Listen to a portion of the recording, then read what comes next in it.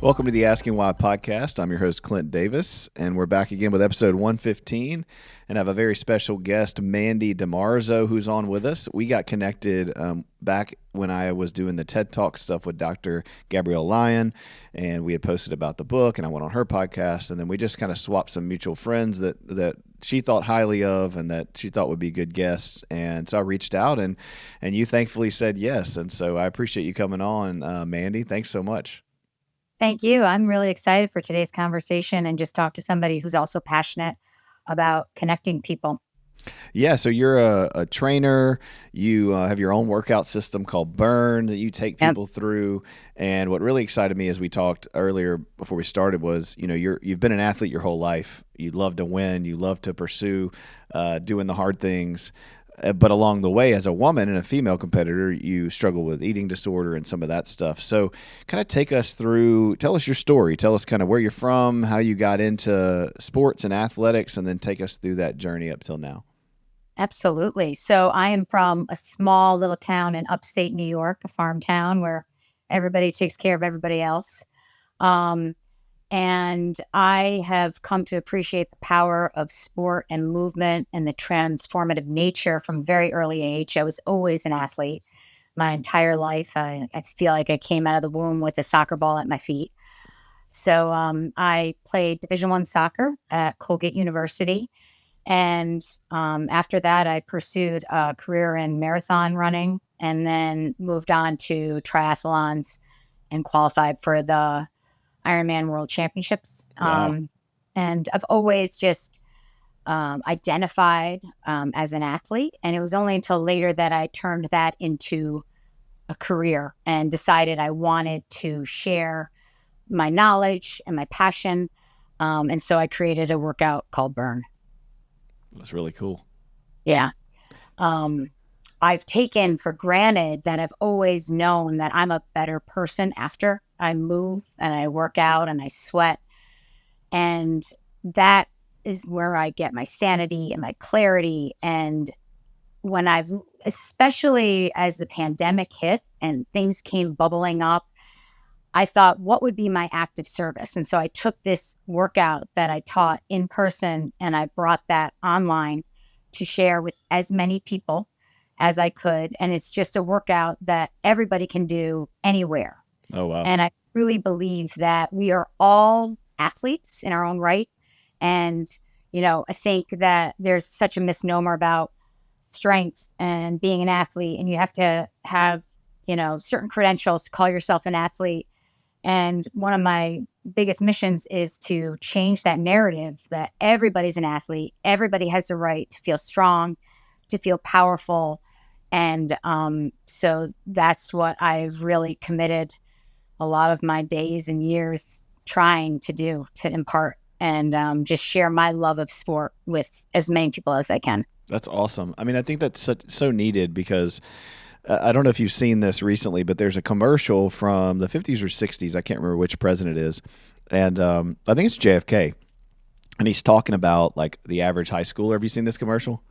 And they're all doing pull-ups and they're on the monkey bars and they're running and they're all trim and fit. And, the goal was ultimately for youth of today to be in shape and to take care of themselves. And it wasn't like, as toxic as things can get today with status and all the things you were saying, like that anybody can do it. But it's, now we've shifted into the culture changing and us being so entertained and the foods that we're eating and our way of lifestyle and our overspending and busyness. And now we have a lot of, obesity and heart disease and these things being the number one killers in America. And then you get this kind of weird swing of fat shaming, right, or body shaming, and it's like we don't want to do that, but we do have to be able to find this middle ground of encouraging people that, how they carry themselves, what they do with themselves, based on their body type and their style. Anybody can be an athlete, and it's not saying that this one person, what they look like, is an athlete, but you also can't throw all that out with the bathwater and say that those things don't matter at all. So, do you find that tension to be hard in your work and within like social media and within the world? Well, I absolutely agree because I think that comparison, it's the thief of joy. So we tend to just compare ourselves or what's a win for us to somebody else. And that's the first mistake, right? Yep. You just if you just know what your best looks like, which it's going to change every single day what that best looks like, and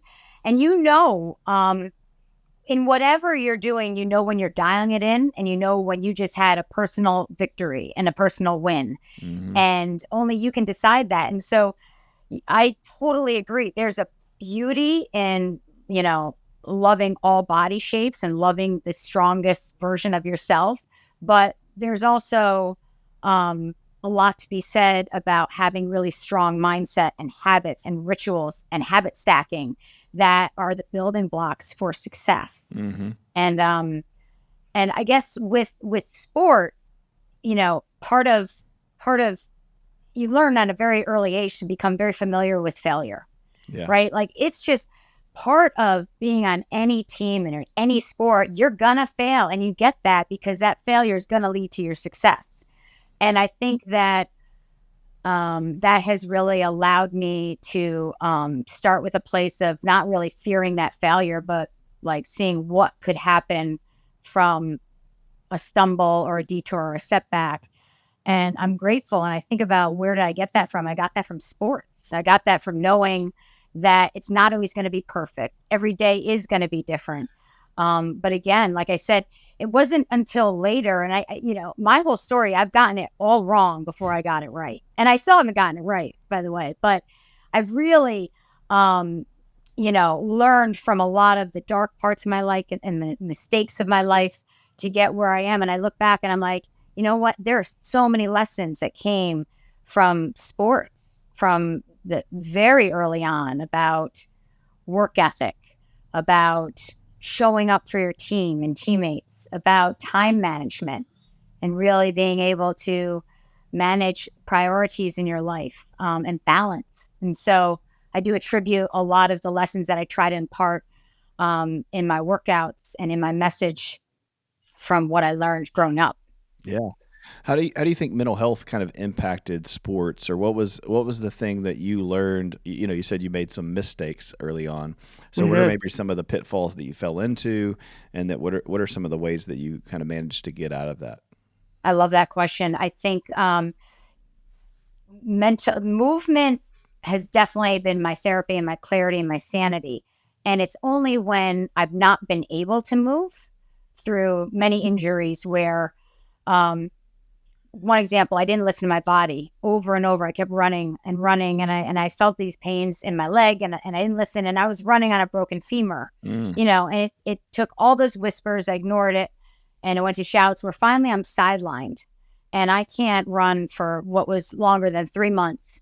And it wasn't about the numbers. It was about that sweat helped me with my anxiety and depression and all these feelings that I was like, whoa, those endorphins, they matter. They really add up. And that's why I do believe I'm better after I sweat. I try to do it first thing in the morning because it does set me up for a successful day. I am a stronger person mentally. I feel more clear of mind. And I also find when I start to move my legs, and I don't know if you feel this too, but people go through lists of what they need to do. And I go through kind of dreams and goals, and they become very bold as I'm moving in sweat. And sometimes afterwards, I'm like, oh, that's crazy. I even thought that, that could be a goal. But that's where some of the best goals are born, in challenge, in Mhm. sweat and hardship. You're like, oh, I just handled that. So what else can I handle in my life? Yeah, So that's it's that's that's that's it. great. I think one of the things I've gotten out of I do jiu-jitsu, and so Oh, that's one of the things that I love, and been doing it over 6 years. And I've had moments where I've been on the mat, and my wife, we had lost a baby, and we had several miscarriages over COVID. And I remember one day yeah. going into the gym, and I did like 10 rounds, and the 10th round, like, I was just exhausted, and I'm on my hands and knees, and I just started weeping, and I'm like by myself, and my partner had walked off, and I'm just crying. And it got me to this place where I could finally kind of process what we had lost and what we're going through, because that energy, just give all that energy, and I was wrung out. But it was such a high too. It was such a good endorphin kick that it allowed me to feel my feelings and to be able to process. And one of my buddies just came over and patted me, and some of them had known what was going on. But it's like, that's one of the things I love about sports is the energy that it puts out, the things that you do that you can work and you can achieve, and I would say especially exercise even more for me than sport, and jiu-jitsu happens to be the combination of all that, but it's those times where you push through and you don't think you can keep going and you do, that you're right, transfer over into real life. And it's in a safe way, it's in a safe environment where you can, you know maybe in a marriage or in a relationship or at a job or with addictions, man, it's you're alone, you're isolated. So when you do things in sport, when you go on a run, when you do jujitsu, when you go for a row, when you do those things and you learn that your body has a window and you can push past that window, you can do more than you think you can do. That does apply to life. It helps you to be able to go, okay, man, I was stuck here, but I can do more than I think I can do. I can work harder. I can push farther. I can stomach this a little longer, and I'll be okay. And I do think that that's one of the best things for people psychologically is to get up and move around, to That's exercise, to get their body going one way or the other.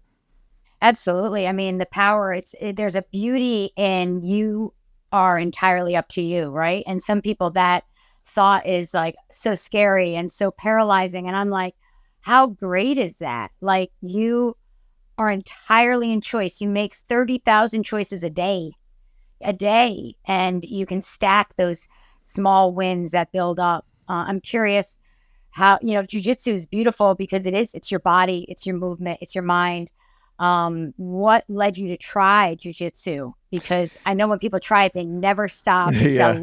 lifelong love. But what, you Yeah, know, for me it was I mean, there's a couple things going on. So with movement, we call that somatic work, so body work and therapy. So you get people to be in touch with their bodies. One of the things in our culture that's missed in the Western culture is that, right? Mhm. If I ask somebody, like, if they're upset or they're emotional or they're having a bad day or they're telling me something, I work in a way as a therapist where I can listen to you talk, and even today, like, listen to you talk and looking at you movement. When you get excited about something, your body moves a certain way, your energy spreads, your face lights up, like when you talk about something you love. It's the same way when you feel something that makes you grieve or makes you feel sad or makes you angry.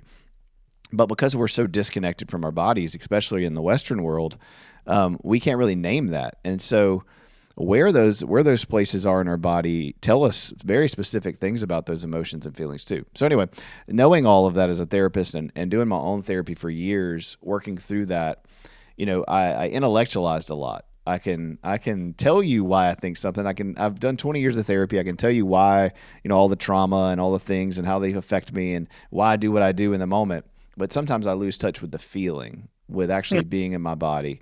And so it was probably, yeah, like I said, 6.5, 7 years ago. We had our boys. We, were exhausted. We had food allergies. We had a lot of traumas going on, and I just needed some self care. But I was going to the gym. I'd always worked out, and it just didn't do it for me. When I'd lift weights, I'd be thinking about all the stress. When I go for runs, I'd be thinking about all the stress. I would just be processing, and so one of my clients for a couple of years was like, "Hey man, I do jujitsu. I had done taekwondo for like 8 years. I'd loved martial arts, but I was like, man, I'm 30 something years old. Like, I don't know if I can go in there with these 20-year-olds and do jujitsu. I got to change my schedule." And so finally, I went in. It was actually one of my therapists now, a friend of mine. He was training, and he was like, "Just come with me." And I'm like, "Okay." So I go, and the first day, I just loved it. And man, it really did something where I could, be in my body. I think for men, especially, but women, safe touch, like hugs, and for men, that's not really a thing. But in jiu-jitsu, like, you get that safe touch. You're connecting with people. You're sharing energy with people. You're working towards a common goal. Hopefully, if you're at a good gym, you're not fighting with each other. You're training for the bad guy. You're training to be able to protect your family, the person that's out there. And so, yeah, I could do a whole podcast on jujitsu, but for me, it was the combination of all those things, and then it was also the ability to get out of my head for an hour and a half. I don't think about anything else, right? I think about what's in front of me, what I'm doing, the next move, and then I end. And every time I train, I went yesterday and had a great day. I try to train about 3 times a week. And Mhm. I interval some weights and some other things, but for the most part, 3 times of jujitsu a week is great. But afterwards, for at least 3.5 hours, I'm on this like high where I could take on anybody, I can do anything, and I'm just in this like euphoric, space for the rest of the day. Right. And then I'm exhausted and I sleep better. So those are the short answer. If you get me on a jiu-jitsu thing, I'll talk for 4 hours. But I love it. I mean, I love it. It reminds me of, a lot of other movements, like even in my triathlon days, people would go on the bike for 4 or 5 hours and I just couldn't relax. I was jacked up. I was nervous. I wasn't very comfortable on the bike. But the minute I put the running sneakers on and ran, mm, it was this meditative movement. And, people are like, how do you love running? I'm like, it's always just been a part of me. It's just me. It's yeah, me and my sneakers. And to your point, not everybody is going to be a runner or love right. lifting or even love jujitsu. But when you do find that movement, and that first day you fall in love, like pay attention to that. And I Mm-hmm. love that your friend brought you because a lot of some of the things I did boxing for years. I never would have done it. And a friend of mine said, come one day. And I did. And like you said, I fell in love with something that humbled me. I was terrible at it, but I was like, this is awesome. And it inspired a lot of the moves that I do in Burn because a lot of the moves they're not, some are just from physical therapy that I've learned. And I'm like, I should be doing this every day. So I brought that into the movement. But some of them were from boxing that I was like, this is dynamic. I feel like an athlete. I love it. But I do think it's beautiful that raw piece that you feel that vulnerability and that strength in the gym when you're moving after you move. There's something to be said, and there isn't enough for men, especially. I would say men more than women that can connect in their feelings and in movement. But that is a safe space. It's with your body and it's with that strength. And it does seem like we need more of that. Yeah, absolutely. We say all the time as a Christian, sometimes I get more connection at jujitsu than I do in a church community, and it feels like church. It feels like, man, this is kind of how I feel at church with these Yeah. people. And I think when you share a common goal like that, whether it's sports or whether it's running, my wife loves to run, and so Yeah. she is a killer. She can not go for forever and then just go out there and destroy me. And some of our most heated arguments have been when we're running because I'm over here dying, and she's like running backwards in front of me, and she's like, "Just come on, babe," and I'm like, "I'm gonna cuss you out if you don't get away from me. Just go run, like leave me alone." And she's like, "Well, the That's whole point's to come together," and I'm like, "I'm miserable. My knees hurt. I'm gonna throw up, and we're not 5 minutes in." And she's like, just chilling. And so that's her thing. She listens to worship music while she runs. And I'm like, how can you do that? Like, I want to listen to something else. And she's like, man, it's right. just a peace. It's a zen. I'm like, well, that's how I feel about jujitsu. And she's always like, I'll never understand why you want a bunch of sweaty guys rolling around on you in pajamas, dripping sweat in your mouth. And I'm like, well, I'll never understand why you want to go for, 5 miles of run, Yeah. just for fun. That's great. It's like your saltwater gospel, right? That's a Yeah. song. It does. It feels like, and that's why I think I respect that you do jujitsu 3 days a week. I, it's hard for me to actually take rest days. Mm-hmm. It like because of that feeling and those endorphins and that buzz. I love it, but I have to force the rest days, and I've learned Yeah. that. True. Yeah, it's hard. I mean, I would do it if it was open. I would do it every day, like if I had the time. Right. But I also am glad that my time doesn't allow me because I used to do it more, especially earlier on when we had the ability to do it. But my body at 41 knows like after 3 days I'm no good. Like that fourth day, it's like I'm gonna enjoy it, but I'm gonna hurt more, and then I'm gonna need recovery time. And so I think that's another part of like exercise that, and just like life, like same thing with working and achieving. The thing about sports or exercise, especially, is it to test your limits, and then you have to learn your limits, and then you need to stay within those limits. And so I would say the same thing for people who are listening to this who are like overworking, or overeating, or overproducing, or overparenting, or whatever the thing is they're overdoing. It comes at a cost if you push past your ability in that sweet spot. And everybody's a little different.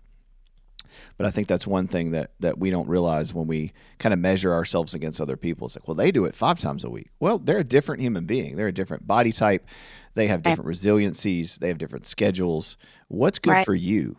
What's good for your space and your body? Maybe some people run twice a week and that's enough. Maybe some people go to jiu-jitsu once a week and that's enough. But Right. I think all of us have to find that sweet spot.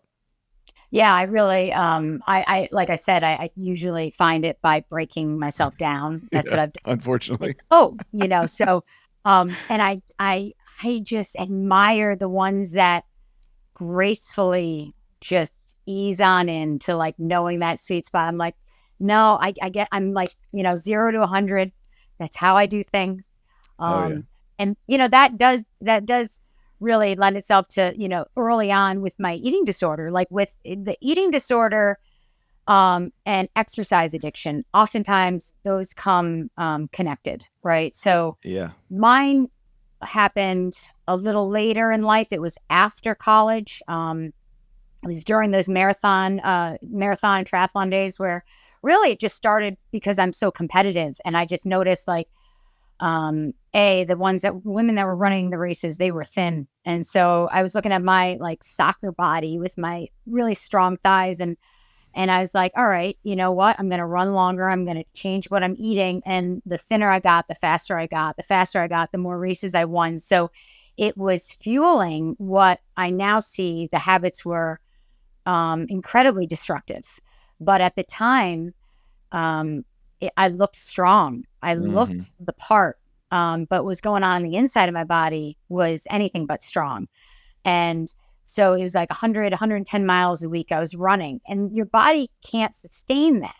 So, like I said, there was the broken femur, but I didn't break my femur once. I decided to do it twice because, once that didn't make sense. Um, but at the same time, I had very brittle bones. I was, um, really lacking calories, low body mass, no period. I hadn't gotten my period for over a decade. And so my bones couldn't handle the pounding, and Mm. I wasn't taking the days off. I wasn't fueling properly. I had this locked in mindset, and I don't even know. It was very misinformed where if I'm not going to work out, then I can't take those calories in. And so, um, for many years, I wasn't even able to talk about this struggle that I had because it's like a dirty word. It's like nobody really talks about eating disorders, or, they're just, it's, an epidemic. However, people are just like, eat a cheeseburger, Right. like what's the problem? And it goes so much deeper. And oftentimes it has nothing to do with food. It goes to the control or lack of control or the sadness in your life. And, I've worked really hard on reversing my relationship to food and my relationship to really pounding and grinding my body and just thinking that one way is the only way I could get the results that I want to get and to feel strong. But by far, my definition of strong was completely wrong. Um, so I like to shed light in those dark spots. I like to talk about it because as when I was in the depths of my struggle, I wanted to find some information that could help me, like something that is tangible that I could just start somewhere to reverse because it wasn't until a lot of people were talking to me and saying they're worried about me, and I'm, constantly in doctor's offices. I'm constantly dealing with stress fractures, and it it was at a point where, this one stress fracture, it should have healed in 6 to 8 weeks, and 3 months later, there's no sign of any sort of healing. And my doctor's like, "You need to go see, an eating disorder specialist," which is like, "No, I'm fine. I'm fine." It's like, "I'm good." And I had to get on a geriatric drug that was given to people that, are probably 80 or older. And when they Wow. break a hip and their bones can't heal, they every day like inject themselves with this drug. And here I am, and I'm in my mid 20s, and I am injecting my thigh every morning because I won't bring a fork to my mouth. And it was at that point that I'm like, something's got to change because this isn't healthy. I'm not able to do the things that I want to do and that I love to do. And that's the beginning of the healing. And it's a choice and choices that I make every single day that I'm going to be strong. I'm going to fuel my body. I want to show up and not be attached to what it looks like or comparison. And, a big part of the workouts that I put out there and burn, I say, get away from the numbers. Like, don't look at a scale. Don't look at your heart rate. I want you to get away from how it looks and just go by how it feels. And Mm-hmm. that's because for me, that keeps me in that lane, that healthy lane of getting away from the comparison, but getting away from any number that's going to decide how I'm going to feel about myself. I lost too many years of my life really being pinned down by those numbers, and I want no part of it. So I never wear a watch when I work out. I never, people are like, oh, why don't you check your calories burn? I'm like, not a good place for me, but I do know that took a rest day. That was a win. I ate really healthy. That was a win. And so my wins look much different what they used to look. But it's something that I've worked really hard at. And there's a lot of people out there, men and women, that struggle with some form of eating disorder. And I think we just need to shed some light on it more. Absolutely. We have a couple of dietitians that partner with us, and they work really hard to help people have different relationships with food and their body versus a diet, versus oh, don't eat that, don't eat this. This is good. This is bad. Calorie counting.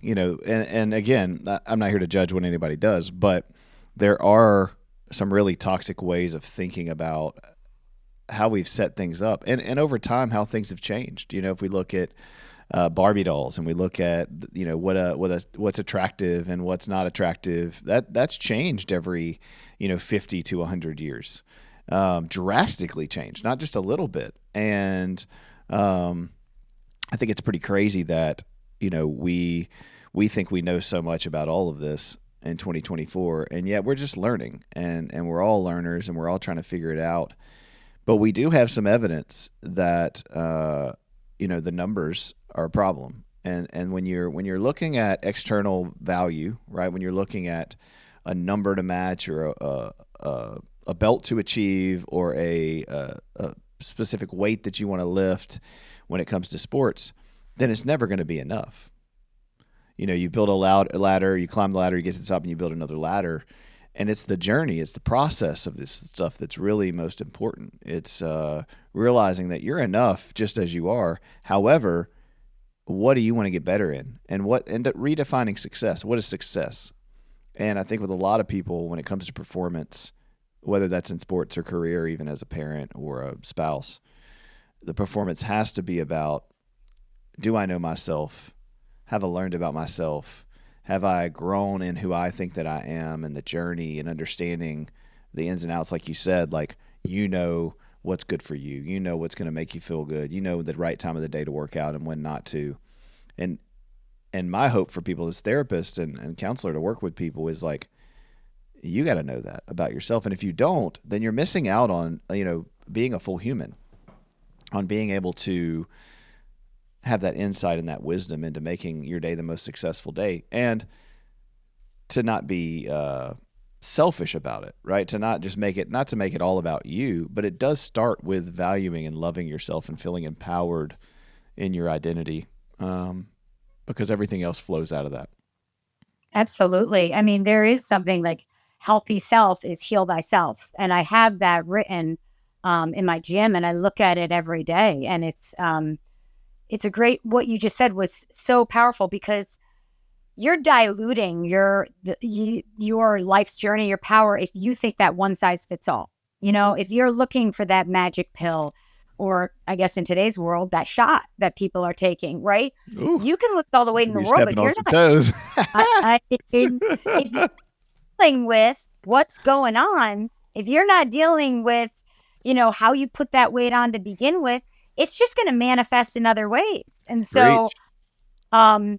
I do feel like a lot of the lessons, like, we're around the same age. I learned them young. I learned it hard. It was front loaded with a lot of pain, but I'm so grateful for that, because the second chapter of my life, it's got experience. And there's a great quote, I think it's Mark Twain. He's like, said something about experience. I'm going to botch this, but it's like, good decisions come from experience. Experience comes from making bad decisions, Mm-hmm. which is why that's lit the way and been my North Star.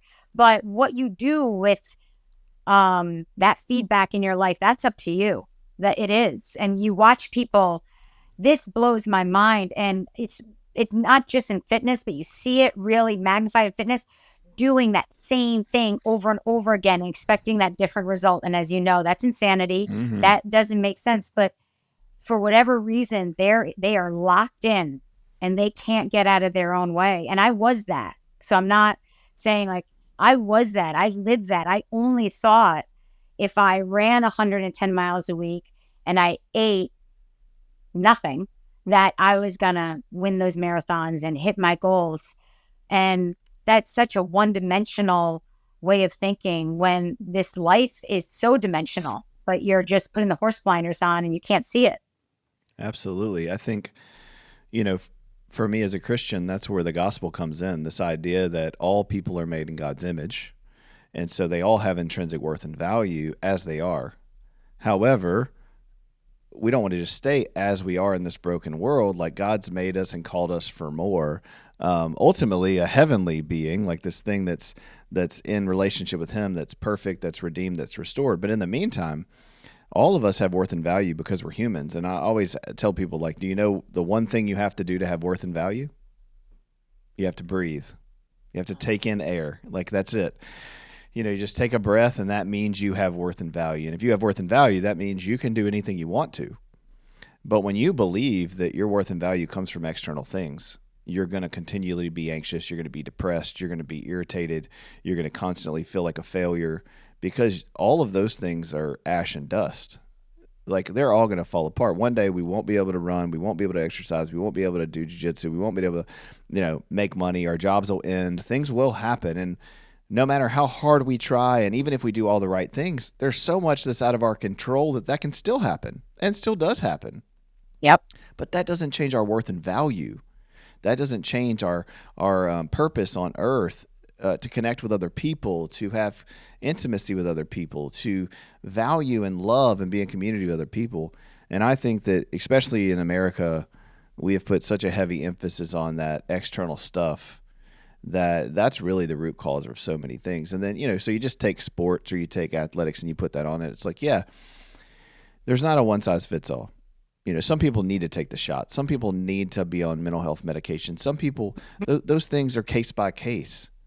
But I think sadly, a lot of people, because they're measuring their worth and value against other people, because they're looking to other people for what's right, what's wrong, how should I do this? Well, they're doing that and they're achieving that, and their podcast has 5 million views and their book sold this many copies, and they're running 400 miles a day, and well, they got promoted to this, and it's like, no, just be on your journey.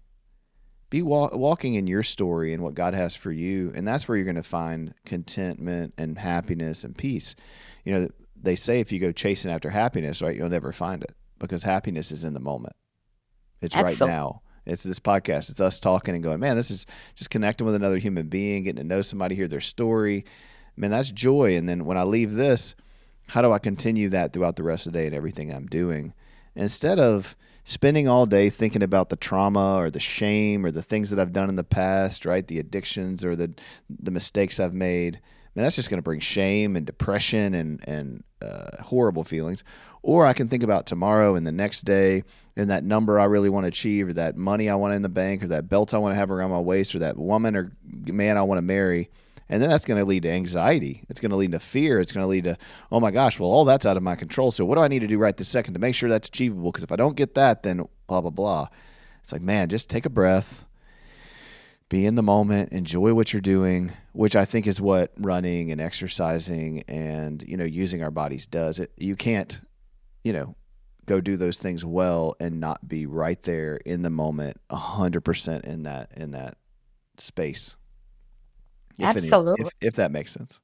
No, it made sense and it resonated. I mean, I have goosebumps because, one thing that you did say is just like that shame of whatever faults or addictions that you've had in the past. And I truly believe that because of my struggle and my eating disorder, that actually gives me more volume to turn up my message because I've lived in that and I've been in those shoes and I know the struggles and I know all the lies I told myself along the way. And so doesn't that just give you an allowance to take that weakness and use it as your strength? So I couldn't agree with you more. And reminding yourself that there are things that are completely out of your control and what is, that is daily, like daily, I'll just be in a terrible mood.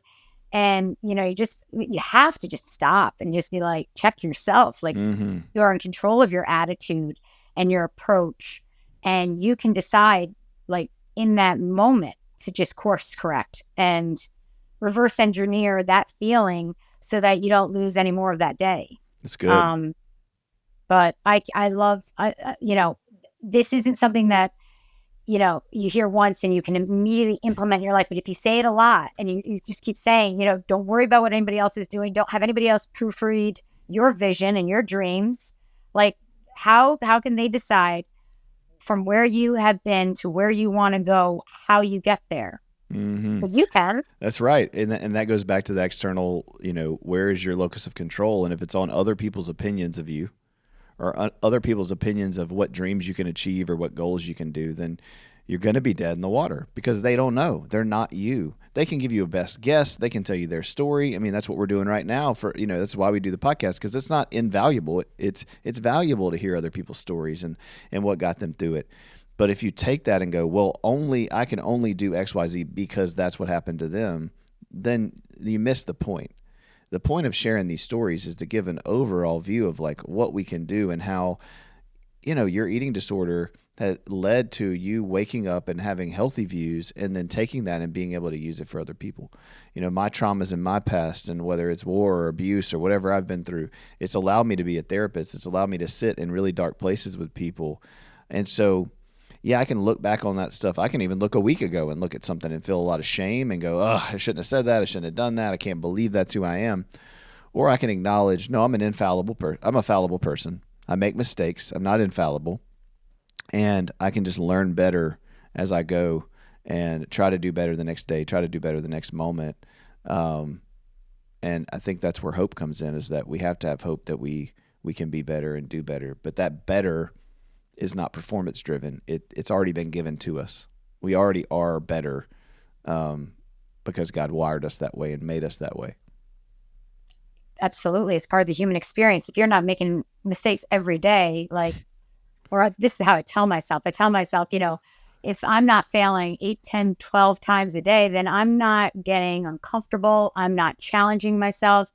I'm not pushing the boundaries, and I don't want to stay complacent. I've never been comfortable in one place. And sure, that sounds torture, but I think that's just exciting to be like, yeah, last week, are you kidding me? Last week to this week, hopefully next week's different. I mean, that's part of the whole journey, but it is in appreciating it. And I actually, as much as my body gets tired and the aches are a little more profound now, I love knowing this now. And I'm enjoying in my 40s, and, my 20s and 30s, it was all about that comparison, or like these outside external factors that at the end of the day didn't mean anything. And I got it wrong. And I like being older and, knowing what I know now, and knowing I'm going to learn a lot more along the way.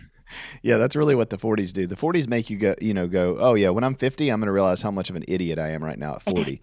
At 30, you're like, oh, I think I'm figuring it out. You're like, I think I'm figuring it out right now. And then at 40, you're like, I didn't figure anything out. No. I know a little bit. I'm going to know way more at 50. Man, so I do like this season. I hope that what we can pass down to people, because I do believe this.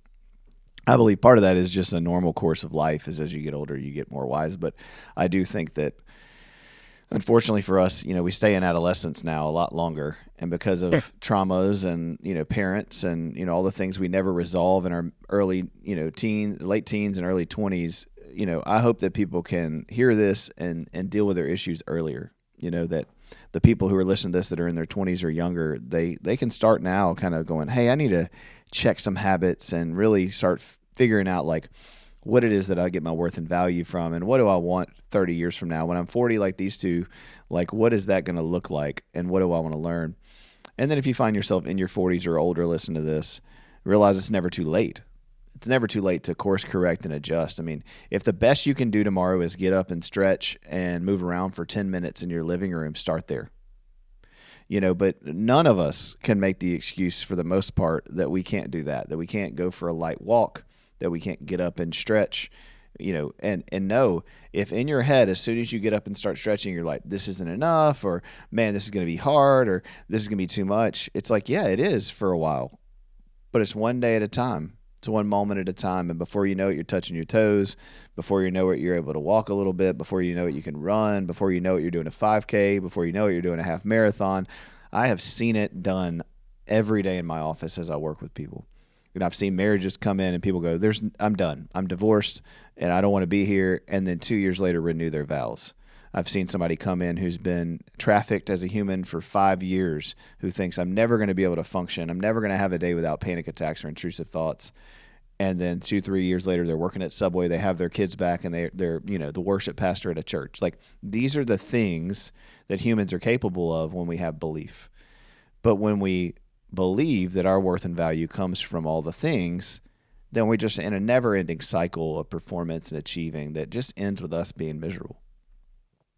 That's awesome. I mean, I think there's a lot of takeaways from today in all your podcasts. And I do think that another takeaway as a parent, as a human, is to celebrate failure. I mean, don't Yep. like there is a culture right now. My dad's a soccer coach, a high school soccer coach, and I help him on the sidelines in the fall whenever I can, because I just love watching him do his thing and do it so well, and work with young men and really help them grow into these amazing human beings. But, as the years have passed, like, parents don't want their kids, they want a buffer life, right? They just want to like have those like bowling alley bumpers all life. And it does everybody disservice. Like, I appreciate the resilience that I had to fight for Mm-hmm. in the younger years of my life, because then you're capable. And if without that, I wouldn't have that touch point or the knowledge of what to do with adversity. I want to be able to depend on myself. It's great to have partners and companions and people, but at the end of the day, like, I want to know that I've got that power within me, like, to take that on. And you only get that from dealing with the dark times and the failures and the setbacks. And so I also hope people just hear that and believe in that either, if there's failure in the household or within themselves, that's not the end of something. It can in fact allow it to be a beginning if you want it to, or an ending if it wasn't for you. Yeah, it's good. Yeah, you might as well learn how to do the work of acceptance, because it's going to happen anyway. You can, right? The failure is going to happen, and yeah, you're never learning or growing if you're not failing or screwing something up. I've given talks and messed up. I've done the podcast and messed up. Oh, I've gotten choked out in jiu-jitsu. I mean, just this week, yesterday, I was rolling with a new guy, super sweet guy, and we're rolling. And I let him get past my guard, and I let him get inside control, and I let him get his hands around my neck. I'm letting him work, and then I was like, okay, I'm going to get out, and then I couldn't, and then I'm tapping to a choke to a white belt, and I'm like, that it happens, right? And yep. yeah, I let him get a lot of levels, but at the end of the day, I lost. I tapped. I had to go, okay, right now in this moment in this session, you got me. And so I learned from that, and we learn from those failures, and you learn how to really have ego death, to realize, like, it's about learning. It's about doing better. It's about shaping yourself into a better human being. It's not about winning or losing. You're going to lose. It's going to happen. Everybody loses. Every athlete has taken the shot of the game and missed it. Every Yeah. quarterback has, thrown a interception. Every wide receiver's dropped a ball. Every, soccer player has missed the goal. I mean, these things happen and they learn from it. And if you're perfect, there's nothing to learn from and grow from. And in my opinion, there's only one perfect person. And, we just got to learn that acceptance is the pathway to peace in some regard. And I think therapy, I think talking through these things just like this, like listening to things that are encouraging and that make your mind, process and paradigm shift. Those are the things where you realize, oh, there's a process to learning to accept. It's not as simple as just saying, hey, listen to this podcast and accept it. Even that process of accepting is not black and white, and is very nuanced. And some days you accept it more than others, and some days you don't. For sure. Let me ask you this. Do you, it's because you are in a world where it's social media and it's podcasts and there's so many, it's saturated Yeah. with a lot of people. Do you listen? Are there some podcasts that you listen to religiously? Do you just try to just kind of just stay in your lane and not really listen to too many voices because you got your message? I mean, I'm just wondering because for me, even with Burn, I don't watch other workouts and I don't watch it. I think it's always that imposter in me that thinks like I know what I'm doing. I don't want to ever be, I'm not copying anybody. I know this is what I believe in and I also don't want that comparison coming in like we talked about earlier. Uh-huh. So, do you listen to a lot of podcasts? So what you're talking about is authenticity, right? Like Yeah. being congruent. And there's nothing new under the sun. So there's nothing I'm going to say on here that somebody way smarter than me hasn't already said in some other different way. But what I've gotten to in the last year, especially, but last couple years is, but I have a sphere of influence that's different than anybody else's. And they're not listening to mental health podcasts. They're not parenting their kids the way that I'm learning. They're not reading books on abuse and prevention and technology. I have thousands of people a year that text me and say, how do I do this with my kid? When do I talk to my kid about these things? How do I keep them on social media? They're not calling anybody else. And that's not because I'm any smarter than anybody else. It's because I'm in their sphere of influence and God has me for that portion. When I start getting into, oh, well, I want my portion to be bigger, or if my portion was this way, or if this, then yes, what I would do is then go watch somebody else's podcast. Well, I would watch Jordan Peterson and go, well, I want to be like Jordan Peterson. So what did Jordan Peterson do to get this? I'm going to try that same thing, and I would fail miserably. Or I would be extremely successful and be miserable because it's not for me. There's this story and I cannot think of the person who talked about this off the top of my head, but there's this story of Joseph in the Bible. So I don't know if you know this story or anybody who's listening, but it's this son, and he gets this dream at night, and his brothers are going to bow down to him, and so the brothers get mad when he tells them this, and they take him and they pretend to murder him, and he gets put in trafficking, and he gets brought to Egypt, and he gets put in this prison. And in the prison, there's a baker and there's another guy, and he's with them. And Joseph ends up becoming like the chief of the prison and helping people, and everything he did was just excellent. And the baker and the other advisor of the king get released. And when they get released, Joseph says, "Hey, remember me. When you get to the king, remember me. Tell him about me and get me out of here." Well, Joseph ends up having to stay 2 more years because essentially he's still making it about him. He's still making it about his agenda. And until he realized, like, no, God has me here for a reason, and that reason is to tend to this prison and to be the best in this prison that I can. And then once I've accomplished that, then he releases me to the next thing. And so for me, I'm always hesitant to, I'll reach out to a couple of people and say, hey, you want to do the podcast? Because I value, like, who you are, like kind of what we did. And looking at numbers and going, well, they have 5 million followers or they have 3, like that comes into it to a degree. But I really try to have my life where it's like, no, it's about what I want in the sense of like who I believe in, who I think is awesome. I have people on here that have no followers that literally have 2, Yeah. but because I love them and I think they're amazing. And then something they said on a podcast or in a thing I felt like was really encouraging and needed to be heard. Then I'm like, hey, come talk with me because I don't care if anybody else listens to this. I want to get something out of it. I want to grow. And if it helps the person who I'm talking to, let's do that. And so that's kind of my mentality about it. I am careful with what I read and what I listen to because it does influence your cadence and what you're doing and how you're trying to produce it. And you can end up going, well, this sounded really good and they had it this way, so I'm going to do that same thing. And I just find that the healthier I am, the more people I have around me who know me and hold me accountable, the more people around me who spend time with me and know my failures and my fears, the less likely that's going to happen because they're going to call my butt out on it. Like as That's soon as if I did a story or a podcast or a reel that was like not who I am, I would have 5, 6 people text it. me like, "Bro, what is this? Like, are you serious? I know you wrote a book, but dude, chill." Like if I Yeah. did something like that in my life, but if I was isolated and I didn't have those people, I think I would definitely fall victim to that. So it's not because Clint has better morals or better insight or better wisdom. It's because I have, by the grace of God, put people in my life who won't allow that type of stuff. My wife is certainly not going to be like, "Oh, that's cool, great, you got a lot of follows." She's gonna be like, "You look like a tool. Like, what are you doing?" Like that's not who you are. So Yeah. yeah, I would say all that. That's great. That's awesome. No, you have to surround yourself not with the ones that say yes, but really keep you in check. And I love that about your sphere of influence and just really appreciating that and appreciating like having their ear and their energy.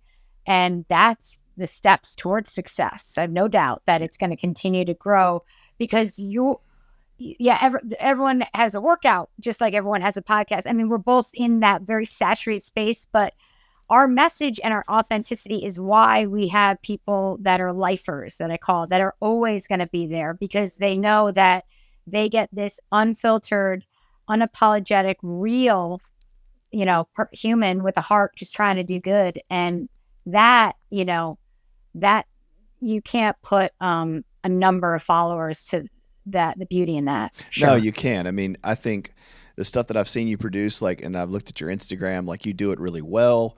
You keep it really clean. Like you do it. It's about the passion. You can feel that it's authentic. Where I mean, some ladies, some guys, right? They're shooting everything from certain angles. It's obvious what they're trying to do and what they're trying to Yeah. sell, and Yeah. and like you do that really well.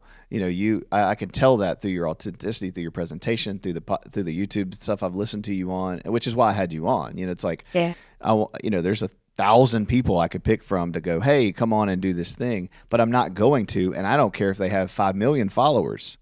If I'm looking on their stuff and I'm going, "Oh, that's not something I would share. That's not something I'm going to promote," then it's difficult for me to do it. And I'm not saying everybody has to be perfect. I don't agree with everything everybody does.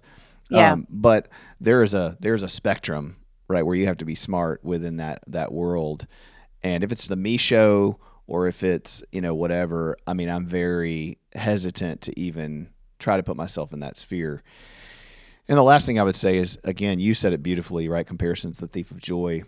But if you look at the numbers, your weight or the followers you have on Instagram or the podcast listeners or the people who have signed up for your burn workout or who bought your book, man, you're going to be so stressed out because someone's always going to have more. Someone's always going to be on stuff that you think you want to be on. Someone's Yep. always going to get that call. I was talking to a buddy, shout out to Ellie if he's listened to this, but he's a therapist and he's been working for like 3, 4 years to get this one thing. He's a Jewish guy, and so he just got invited to this speaking thing that he's been sending emails to, reaching out for like 4 years. And this year he finally got it. And so we were texting this yesterday, and I was just like, man, that's awesome. But man, that's a grind. And Grind. if you let 4 years of rejections of people saying no, not this year, or not responding, but you don't know what you're planning, and I think you can where you take this fruit of your work and you can cut open this apple and you can see exactly how many seeds are in it, but you have no clue how many apples are going to come out of that seed, And right? So our job is just to keep planting seeds, keep doing the right thing. If you do it, I truly believe if you do that authentically, if you do that honestly and with integrity, then the people who also are doing that are going to come to bat for you. They're going to lift you up. They're going to have you on. They're going to do those things. And then you will go as far as God wants you to go. But if you worry about that based on your own insight to how far that should be or how much fruit should be out of that, I mean, you're never going to be satisfied. I love that. Yeah. No, it's so true. I mean, the authenticity, with a lot of the workouts, they're beautiful models that are airbrushed with blowouts. I can't remember the last time I got a hair blowout, but my like makeup from like 2 days ago will be running down my face. There's going to be a dog in the background, and that's real life. Yep. There's a few workouts I was grieving and I pressed play and I said, I'm going to work through my feelings just like you are. And there's a power in that. You know, I see the whole aspirational piece, but I really feel the relatable piece. Yeah, We're working out, we're in this, we're doing the talks, the therapy together, and it's a we thing. And that goes so much longer than any of the filters and the airbrushes and the perfection. And so, congrats to your friend Ellie. That is the grind. He worked hard for it, and it's going to taste that much sweeter because he knows all the sacrifice that he put in order to, absolutely. enjoy the fruits of his labor. And I've loved talking to you today. I love the bringing in of faith based and hard work and mental health and all the things. We need more of that for sure. Well, good. Well, I really appreciate you coming on today. You had a lot of good online stuff for people that I think anybody can do. So I hope that if you're listening to this, you will check out Mandy on Instagram. You look at her burn workout. I know nowadays, especially stay-at-home moms and people working from home, people are like, I can't go to the gym or I don't want to pay for that, especially right now in the economic world that we're in where people are like, golly, gym membership's $75 and I'm going whatever. You don't need anything but body weight and some dumbbells and some stretch, Right. stuff. So, can you tell them where they can find you and what they can look at? And we'll put all this in the show notes too. Oh yeah, absolutely. So on Instagram, it's Burn by Mandy. And then on Facebook and LinkedIn, it's Mandy DiMarzo. And I have a website that's mandydimarzo.com, and that's where all the workouts are. So there's over 1,000 plus workouts, and created just libraries that are workouts that are 45 minutes long to workouts that are 10 minutes long. So it does fit everybody's schedule. And I'm coming out next month with actually a mommy series. Oh, nice. Going to be burn workouts. Then I have a friend doing Pilates, and then it's mom nutrition, and then just mom wisdom because they have, the hardest job out there. And I want to complement what they're doing with the movement and, the mental health piece. So I'm coming out with that next month. But That's awesome. Well, that's very much needed. I didn't even know that, and I was saying that about mom. So yeah, I know. that's cool. So I will definitely share that stuff, and then we'll be in touch, and I will get Mandy's stuff out to all of you guys. Thanks for listening, and God bless you, and have a good week.